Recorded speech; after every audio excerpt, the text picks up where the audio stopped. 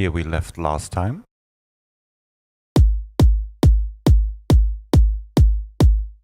And now we need to process the dynamic range of the kick drum further. After the EQ, we load first a compressor, which shall here not achieve any additional loudness, but shall act as an additional shaping tool for attenuate the attack phase even more. The default settings are not suitable for our kick drum, so I set it to different amounts. And while playing back the sound, we will dial in the right threshold value.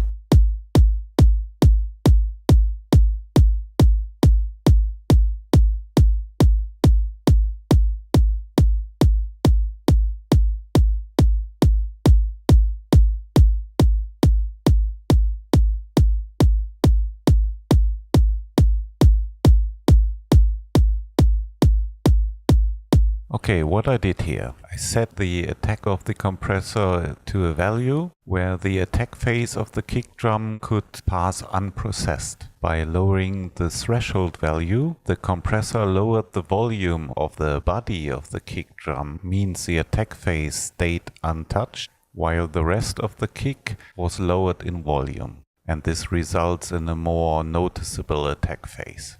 In the background, I am preparing a mux for further use. One issue you always have to take care about is mono compatibility, especially in the lower end of your music. Most clubs using subwoofer systems, and these systems play a low frequency content only in mono. And to be sure that you don't lose any punch in these subwoofer systems, you should take care that everything below 150 Hz is completely in mono.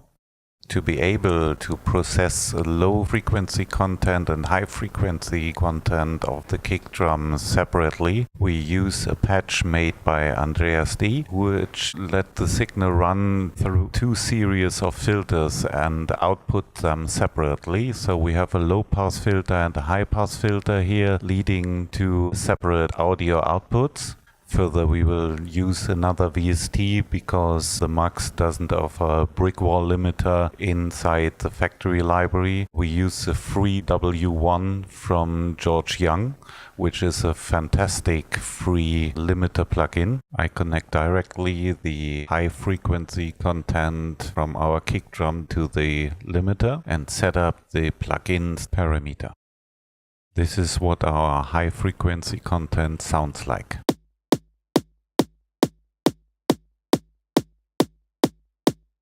To turn the lower part into mono, we have to add a processing tool, and this is a stereo splitter. This module splits the stereo signal into a left and right channel, which can process separately. When used without its counterpart, the stereo combiner, it provides me a pure mono signal. Another trick I like to use is the doubling of the signal, which is easily done by connecting the second mono output to the same input of the limiter. This doubling provides a little bit of harmonic distortion combined with a higher loudness.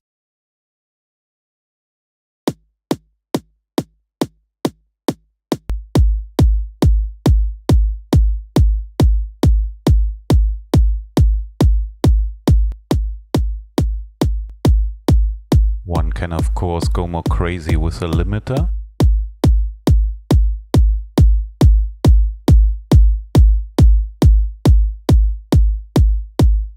But I like better the settings we had before. Okay, now we got a quite powerful bass drum here. Of course there are many different ways, but I'm quite happy with the result.